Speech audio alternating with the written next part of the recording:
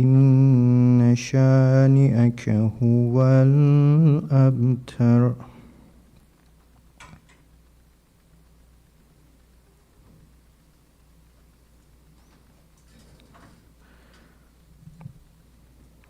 بسم الله الرحمن الرحيم.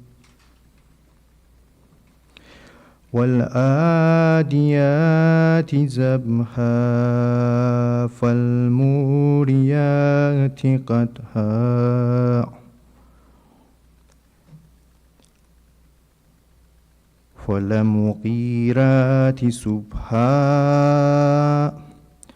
فأثرن به نقعا فوسطن به جمعا إن الإنسان لربه لكنود وإنه على ذلك لشهيد وإنه لحب خير لشديد أفلا يعلم إذا بؤسر ما في القبور وحصل ما في الصدور إن ربهم بهم يومئذ لخبير.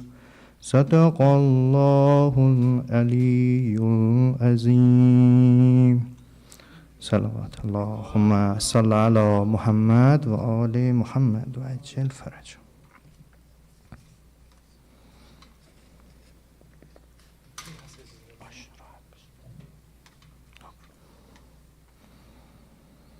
صلوات بر محمد و آل محمد. اللهم صل على محمد و آل محمد و عجل فرجهم.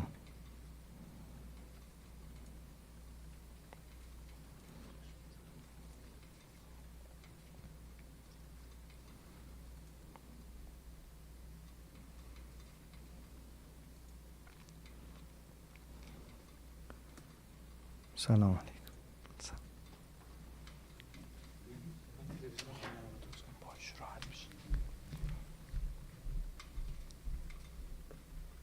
صلوات بر محمد و آل محمد. اللهم صل علی محمد و آل محمد و عجل فرجهم.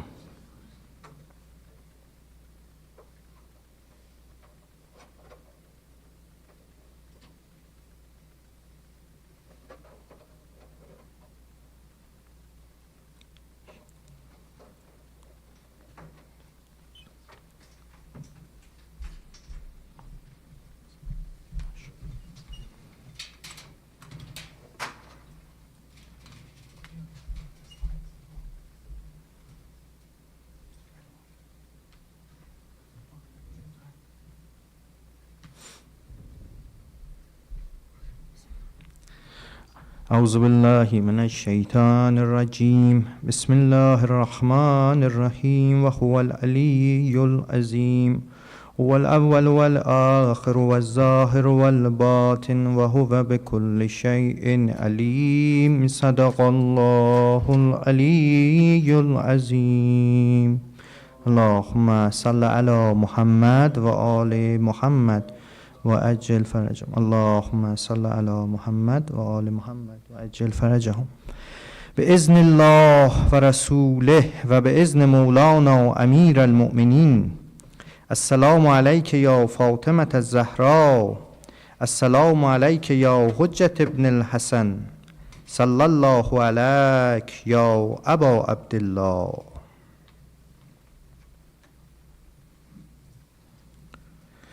آسمان میخواند امشب قدسیان دف میزنند، حوریان کل میکشند و خاکیان کف میزنند. شیر عاشق کش کدام آهو دلت را برده است، تیغ مرحب جو کدام ابرو دلت را برده است. آسمانی بیکرانی عاشق دریا شدی، آمدی آینه انسیه حورا شدی. امشب ای زیباترین ای دلبر کوثر بیا، شب شب عشق است ای داماد پیغمبر بیا. بیش از اینها با دل محبوب ما بازی نکن، پیش این نیلوفر یک دانه غمازی نکن. مثل اقیانوس آرام است این بانو، ولی در دلش طوفان بپا کردی مدارا کن علی.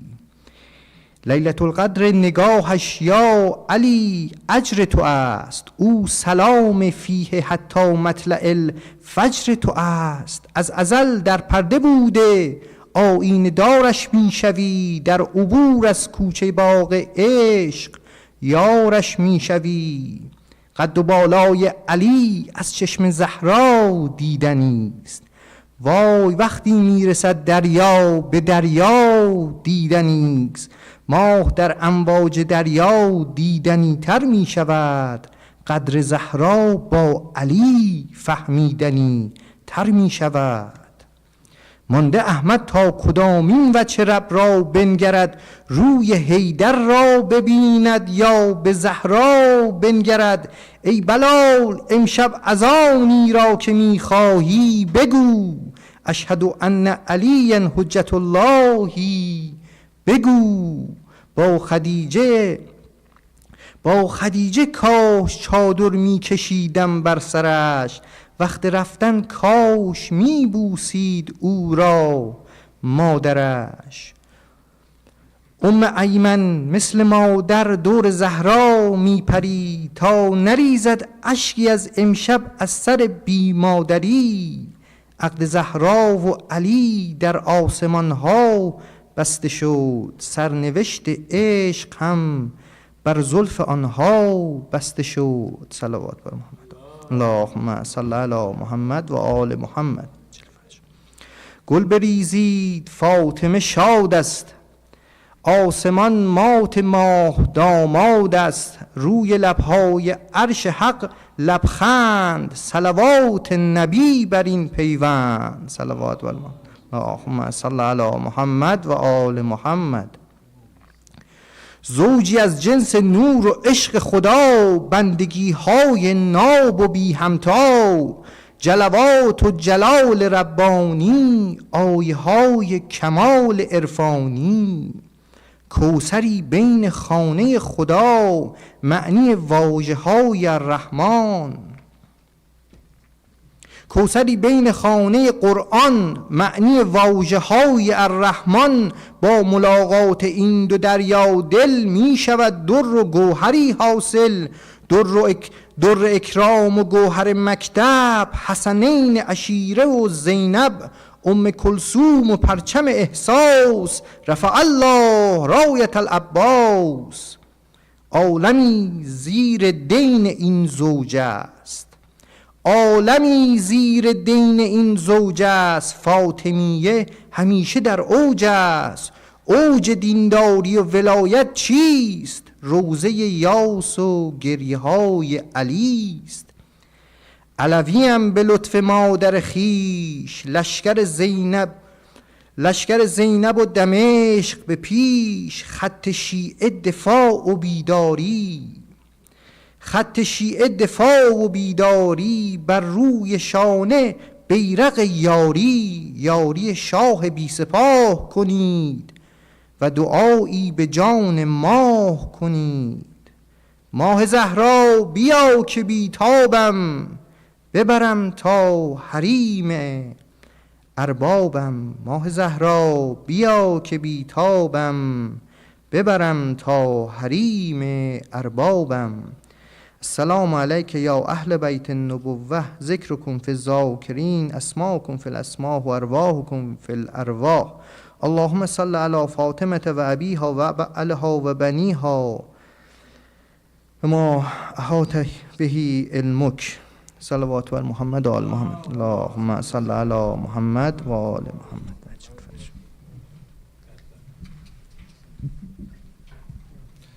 Assalamu alaikum. Assalamu alaikum, everyone. Assalamu alaikum everyone, and thank you for joining us on this happy occasion of the wedding of Hazrat Fatima and Imam Ali. And thank you, Brother Saeed, for the beautiful poetry. For the audio poetry, inshallah, we'll be relying on Brother Wajad with the loud salawat, inshallah.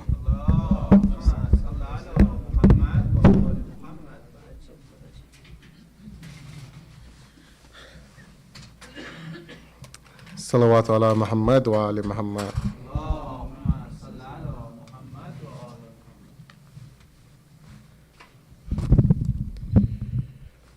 سنو عرش والو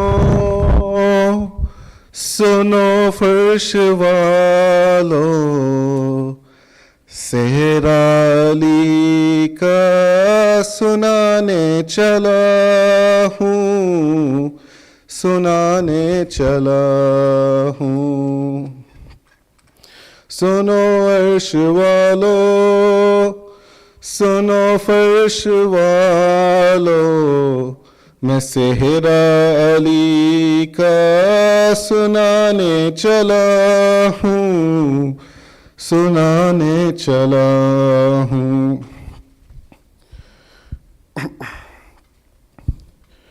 پڑھوں تیرے دادا کی شادی کا منظر اے میرے امام زمانہ مدد کر مولا مدد کر تصور میں ہر ایک مومن محب کو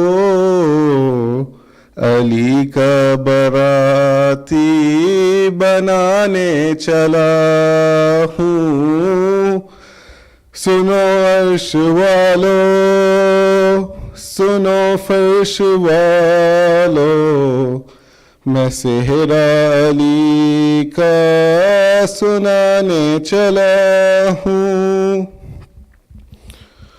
خدا کہتا ہوگا اگر ہوتا کعبہ میرے گھر سے ہی جاتی بارات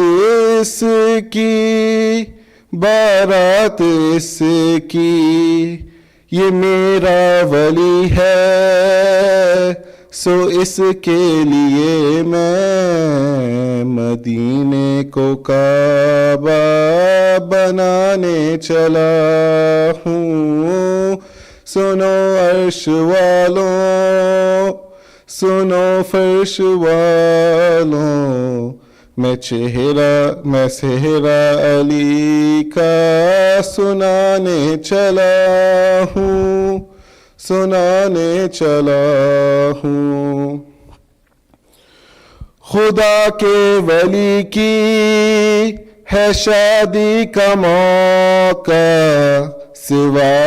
سوائے چراغوں کے کچھ نہ جلے گا کچھ نہ جلے گا کہا یہ فرشتے نے حکم خدا سے میں نار جہنم بجھانے چلا ہوں سنو عرش والو سنو فرش والوں میں صحرا علی کا سنانے چلا ہوں عطا کر کے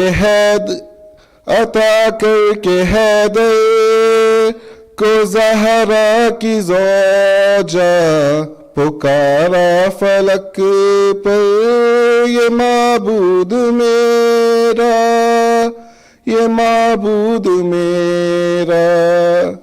علی نے بنائی ہے قسمت جہاں کی علی کی میں قسمت بنانے چلا ہوں سنو عرش والو سنو فرش والوں میں صحرا علی کا سنانے چلا ہوں صلوات علی محمد وعلی محمد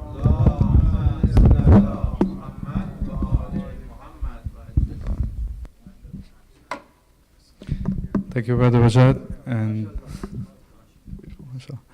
And without wasting any more of your time, please invite Sheikh Jafar to the member, inshallah. With a lot of salawat.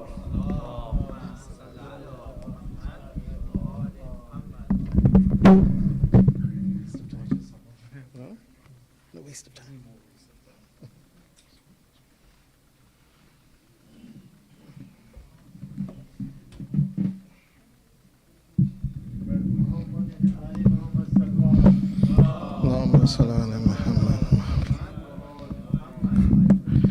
And an even louder salat ala Muhammad wa ali Muhammad in celebration of this occasion.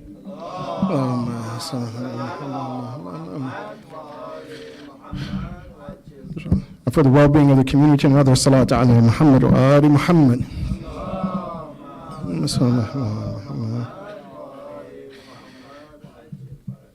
And finally, for the hastened reappearance of Imam al-Zaman, an even louder salat ala Muhammad wa ali Muhammad.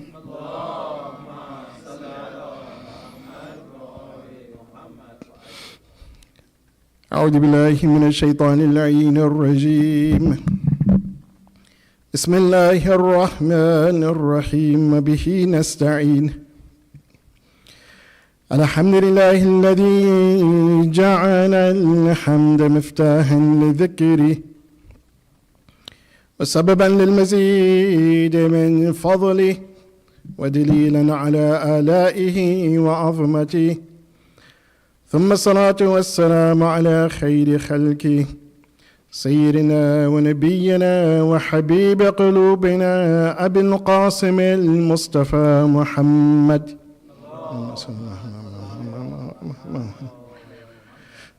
وعلى آله الطيبين الطاهرين المعصومين لا سيما بقية الله في الأرضين أرواحنا له فداء أما بعد فقد قال الله سبحانه وتعالى في كتابه الكريم بسم الله الرحمن الرحيم هو الذي خلق من الماء بشرا فجعله نسبا وصهرا وكان ربك قديرا صدق الله العلي العظيم. Assalamu alaikum wa rahmatullahi wa barakatuh, Jamia Mu'mineen Mu'minat.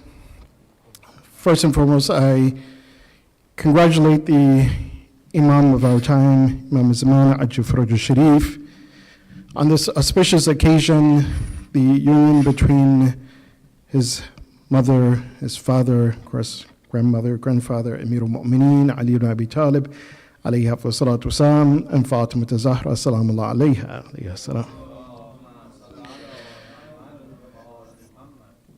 And then I congratulate all of you on this auspicious occasion.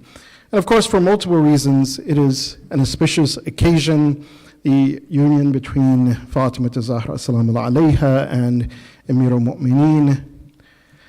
This union, especially as it comes in this particular time, or at least that we celebrate that union on the 1st of Dhul Hijjah, which is one of the most blessed months in the calendar. And inshallah, just before I get into the speech, I want to remind everyone that, mashallah, that we are all here present in our country, in our city, in our homes. And there are some of us, our friends and family members, our co-religionists who have made that journey to Hajj. And though they have made that journey and we are here, we still are able to gain the barakah and blessing of the Hajj. So after the Salatul Maghrib, before Salatul Isha, there's a 2 rakat salat that one should recite for the first 10 days of the Hijjah. And you recite Surah Fatiha, and after that Surah Ikhlas. And then is verse 142, I believe, of Surah Al-A'raf, وَوَعَدْنَا Musa 30 لَيْلَةً. If you recite that for the first 10 nights of the Hijjah, then you get the thawab, the barakah, as if you went to Hajj. So whatever the Hujjaj, that barakah, and we know it's a great barakah and blessing, that you also reap that benefit, inshallah, so that we will reap the best of this month. We celebrate this occasion of the union and marriage of Fatima Zahra sallallahu alayha and Amir al-Mu'mineen. And quite often we look towards, or at least we should look towards it in the terms of gaining a lesson from the Ahlul Bayt alayhim salatu wasalam about this union, not simply looking upon the history as a historical occasion, but truly to learn the particulars of that union, to truly learn the value of the union of marriage. And I'll say this, that union, or much like everything that the Ahlul Bayt alayhim wasallam did, it was iconoclastic. In other words, they were breaking things which were wrong customs and wrong traditions. Of course, just as Amir al-Mu'mineen, he stood on the shoulders of Rasulullah sallallahu alayhi wa sallam to break the idols that were put on the Kaaba, around the Kaaba, in the Kaaba. Likewise, almost everything that the Ahlul Bayt alayhim wasallam did, it was also in that respect. Why? Because unfortunately, sometimes there are a lot of different customs and cultures that develop, which Islam says, no, this is not the way, or this is not the path. Or certain, I would say, as we say in English, hang-ups. We have certain hang-ups or perceptions about marriage, about union, about these things, which Islam says, no, this is not what Islam came to bring. This is not the path that Allah subhanahu wa ta'ala has outlined to us in the Quran or in the Sunnah and Sirat of Rasulullah and his Ahlul Bayt alayhim salatu wasalam.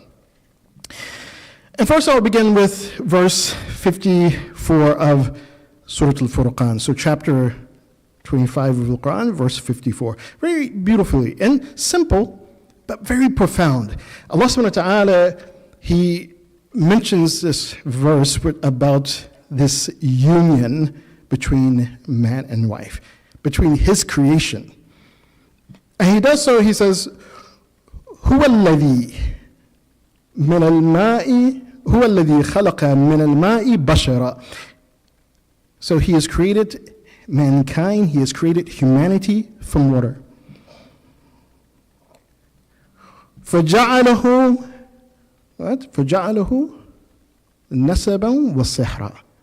And then He has created among them, or has developed among them, a type of relationship. Nasaba means a blood relation. So like father, son, child, mother, daughter. These are blood relationships that we have between one another.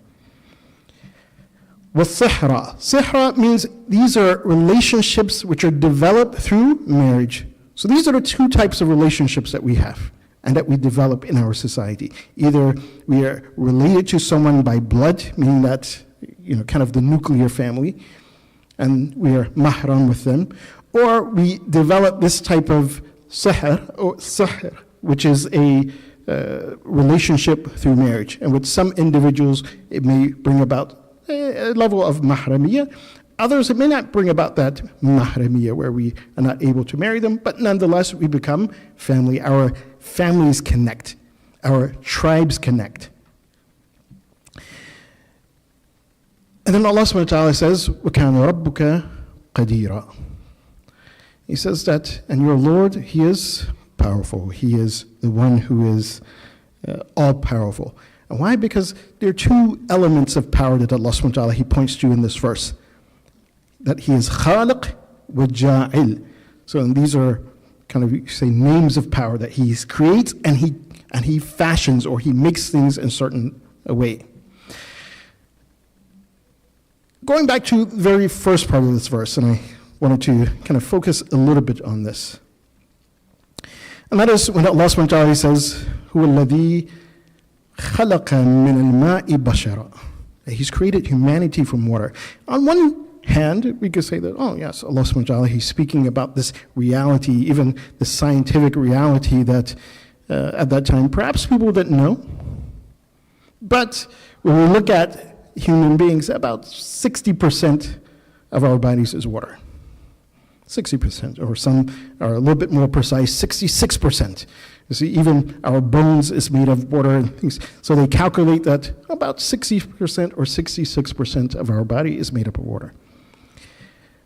But as we know, the Quran, it speaks more profoundly. Yes, certain aspects are apparent, zahir, and other aspects are more deep and more profound.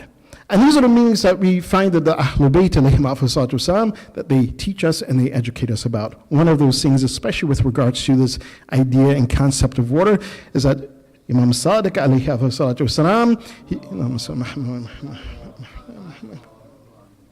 he says the haqiqatul ma, the reality, meaning that the inner meaning of this water, he says, is light. Is light.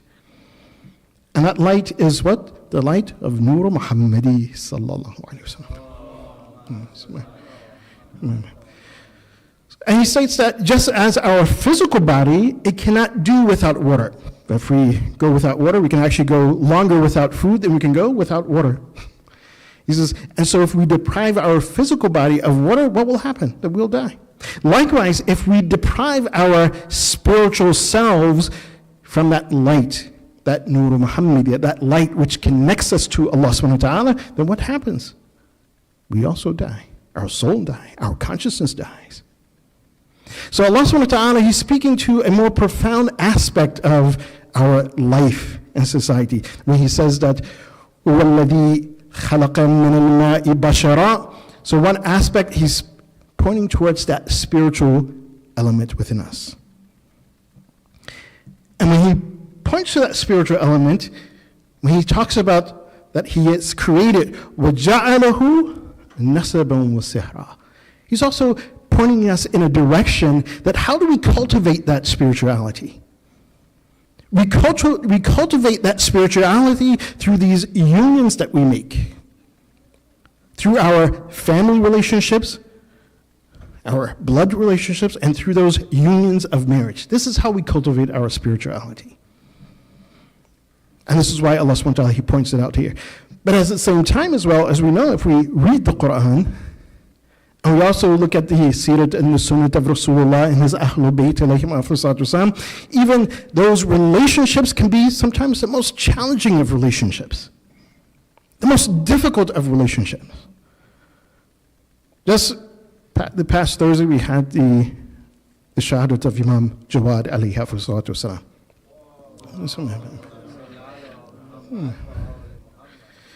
And so, again, he had two marriages.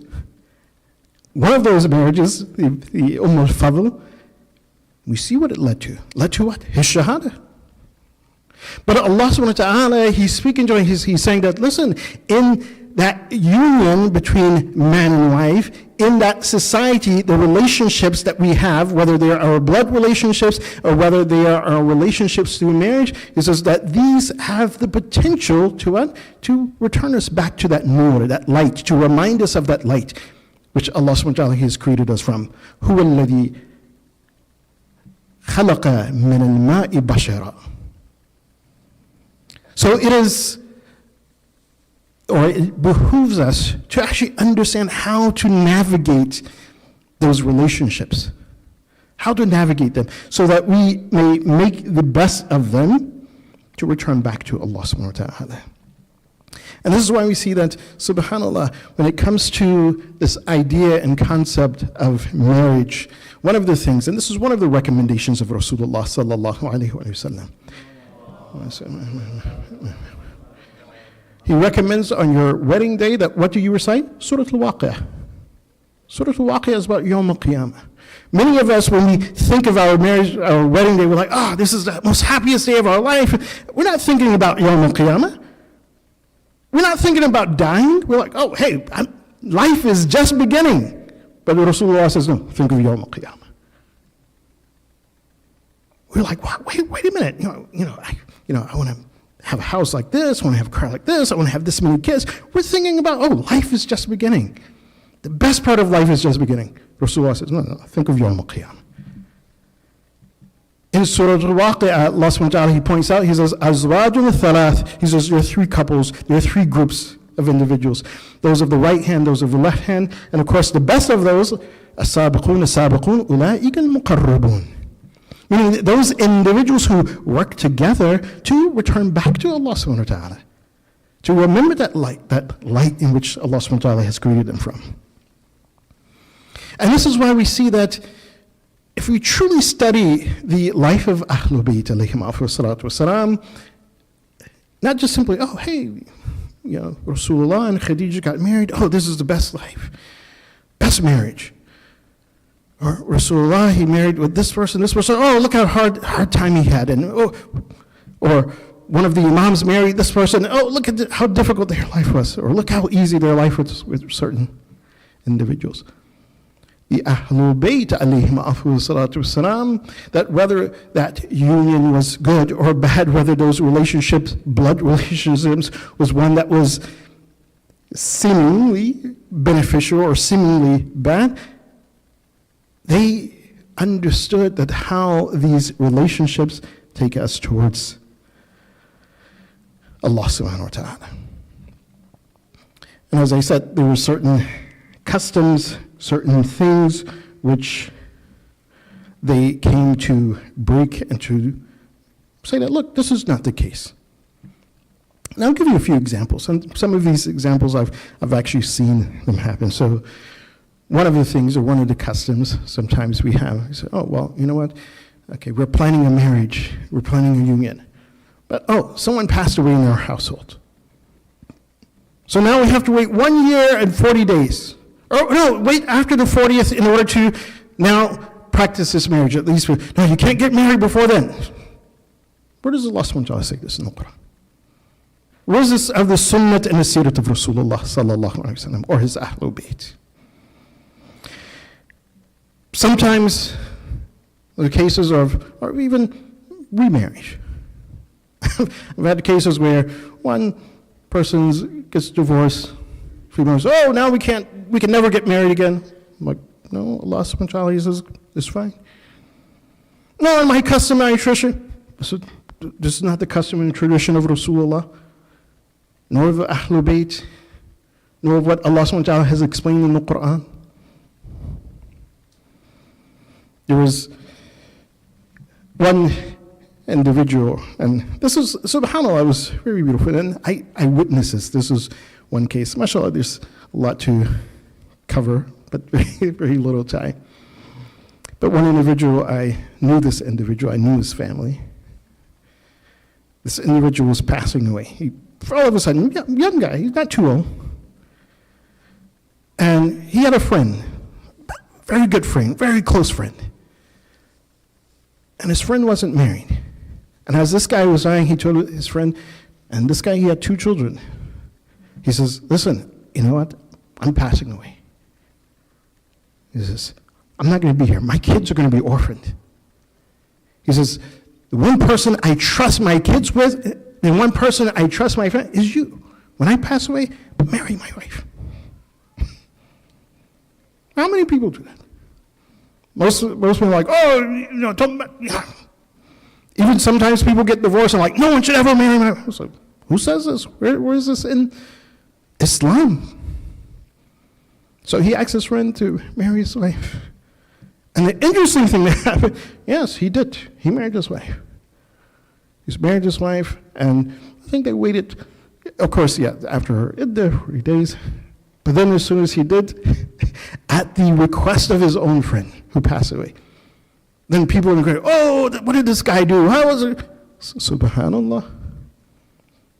Do not study the marriage of Rasulullah sallallahu alayhi wa sallam and Salma? Almost a similar situation. When Salma was passed away, the Prophet told her, says, no, you will have a husband that was going to be as equal or better than Salma. And it was Rasulullah sallallahu alayhi wa sallam himself. He trusted this individual. Why? Because he knew that, well, my children will be a team, but then they will have someone who will take care of them. Sometimes we think, and I hear this quite often, not just with marriage and aspects of marriage and relationships, but almost everything, parts of the deen.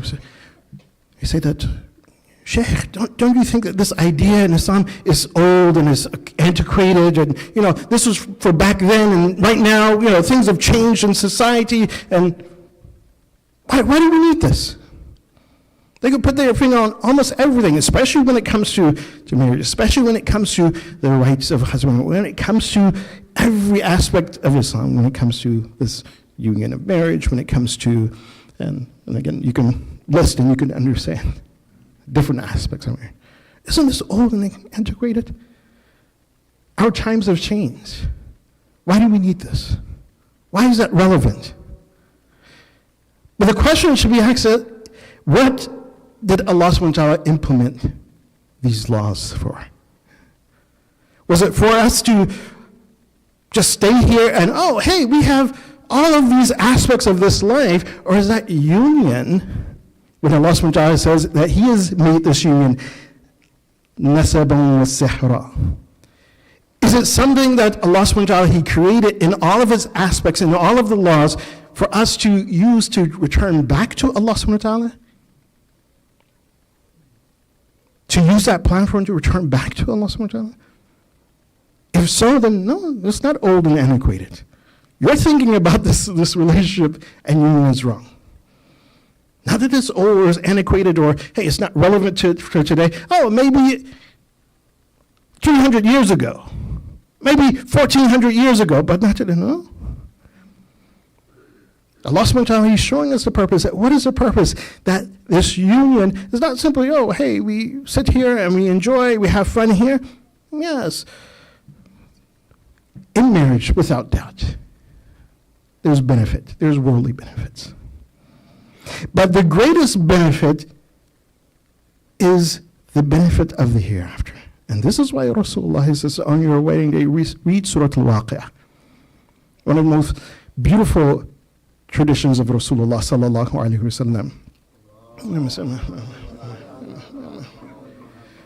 He says that if you want to return to Allah, subhanAllah, listen, if you want to return to Allah subhanahu wa ta'ala in a state, tahiran mutahharan. Tahiran mutahharan. This is like what? Like ayat al-tathir. إنما يريد الله يذهب عنكم الرجس أهل البيت ويطهركم تطهيرا. Rasulullah sallallahu alaihi wasallam, he says, if you want to return back to Allah in that state, tahiran mutahharan.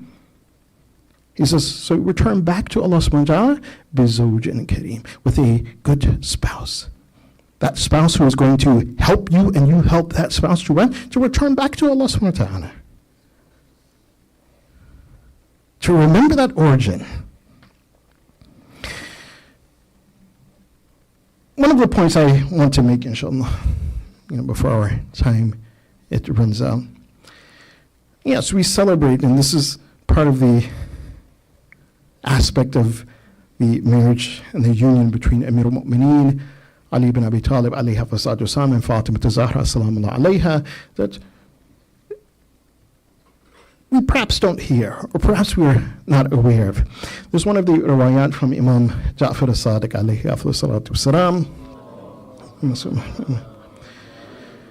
where he states, زوج علي فاطمة في شهر رمضان وبنى بها في ذي الحجة. He says the actual wedding or the aqd between Amir al-Mu'mineen and Fatima Zahra happened in Ramadan. Happened in Ramadan. And then that, you could say, the celebration or the actual consummation of the marriage, or now that they were beginning to live as husband and wife, started in Dhul Hijjah, first of Dhul Hijjah. And this is in, as he says, في سنة الثانية من الهجرة, in the second year of Hijrah. He says this is when it happened. One of the things that we find is one that, or at least that we learn from this, is that Rasulullah sallallahu alaihi wasallam, he never said that, oh, in Ramadan it's not a time for marriage. In fact, this past Ramadan, I remember one of the brothers who were in the center I was at, he came and he says, oh, you know what, one of my friends just got married. It was actually a few days before the nights of Qadr. And so they were like, wow, we never heard of anybody getting married in Ramadan. So why would they get married in Ramadan? And, they're, it's time of fasting. Yeah, for me, it was kind of interesting. I chuckled. I said, listen. I said, no, he's smart. I said, he's getting married right before the nights of Qadr. I said, you know what happened? When you're married, your salat, your ibadah is 70 times more valuable. You get the reward 70 times over, according to some riwayat. So one who is single, that ibadah, again, you get the thawab. But when you get married, that thawab, that reward is 70 times that of the single person. I said, oh, this guy is smart. He's getting married right before the nights of Qadr. I was like, wow. I said, you guys should take a lesson from this guy. Right before the nights of Qadr. You know, he's really doing something good. The second thing that we understand from this, and of course, one of the riwayats is a little bit weak, and some of the ulama, they don't really refer to that. They say that the marriage or aqd took place in Rajab.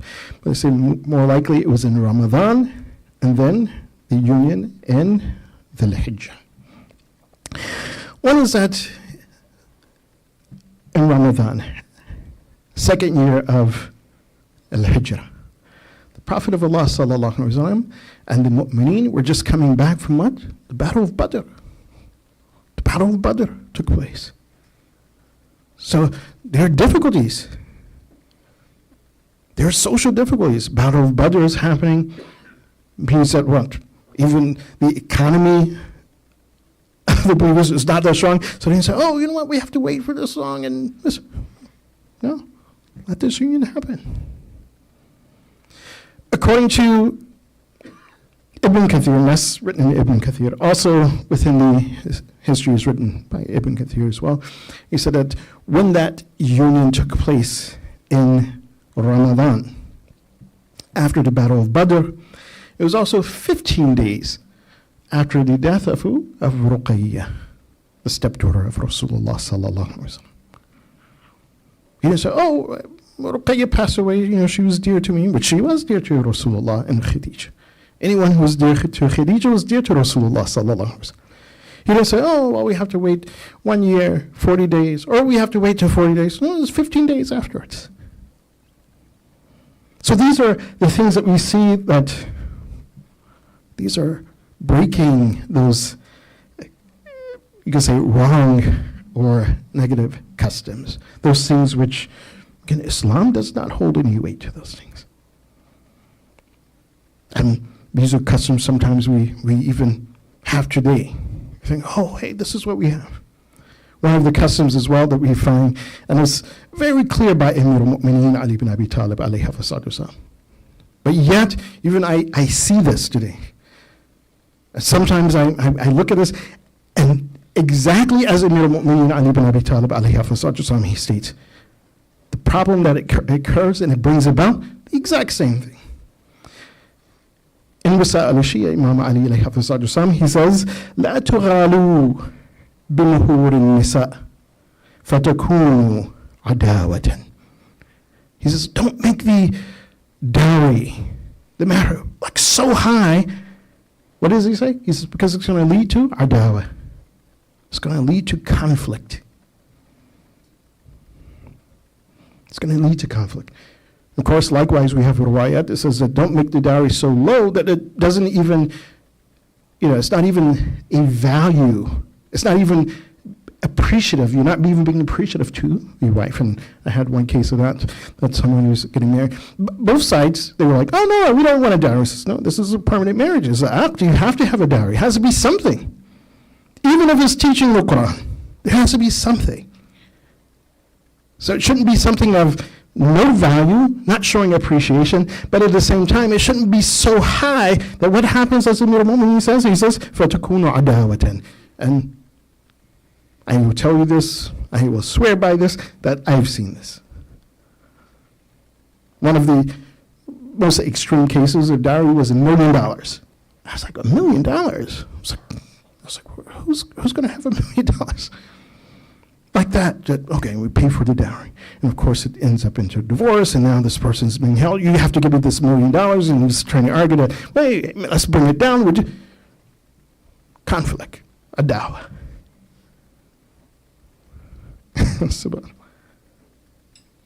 This is Unfortunately, and we think that, oh, hey, if the dowry is going to be high, then this is going to either guarantee happiness.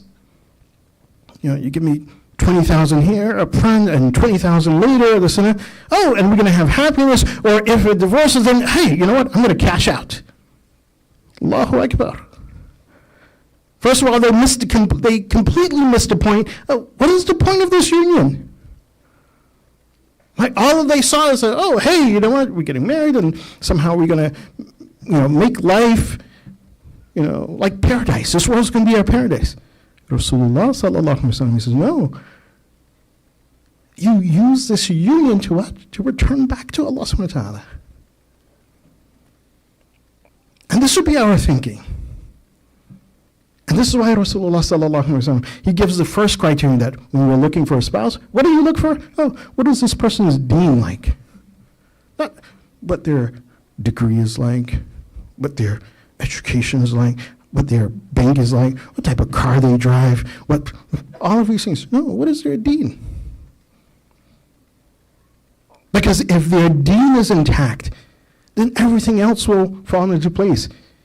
Even if, okay, maybe don't have a lot of means, but guess what? This person is going to respect me, I'm going to respect that person, and we're going to strive together for the greatest objective, and that is to return back to Allah subhanahu wa ta'ala, to make each other a better person. And this is what Allah subhanahu wa ta'ala, he points to, and again, we have no time to go through the whole thing. I'll just give you the reference. Surah An-Nisa, chapter 4 of the Quran, verse 19, when Allah subhanahu wa ta'ala, he talks about, again, of course, from the husband side or wife, that, if there's an issue between the two, he says that, look, you try to resolve that issue. Then, what does Allah subhanahu wa ta'ala says? He says that perhaps there's something that maybe you don't like. Perhaps there's something you don't like, but it's better for you. So, what is that? None of us are perfect. We all have our kind of odd aspects about us. But what does Allah subhanahu wa ta'ala want from us in that union? First of all, for us to be patient with one another. To have mahabba wa mawadda between each other. To have that rahmah between each other. It instills in us these characteristics. This is what the objective is. This is what the objective is. And when we fail to do so, then we're not living up to that example of Rasulullah and his Ahl Bayt. We're not living up to that example of Amir al-Mu'mineen and Fatima Zahra salamu alayhi. That we simply come, we celebrate, this is good, but have we truly learned what we are supposed to learn? One of the Urafa, he had this dream, but he knew this family, this couple. And he was like, oh, mashallah, the couple are believing, both the husband and wife, mu'mineen. They go to the masjid, they're praying, they're making their dua, all of these things. But then one of the spouses died.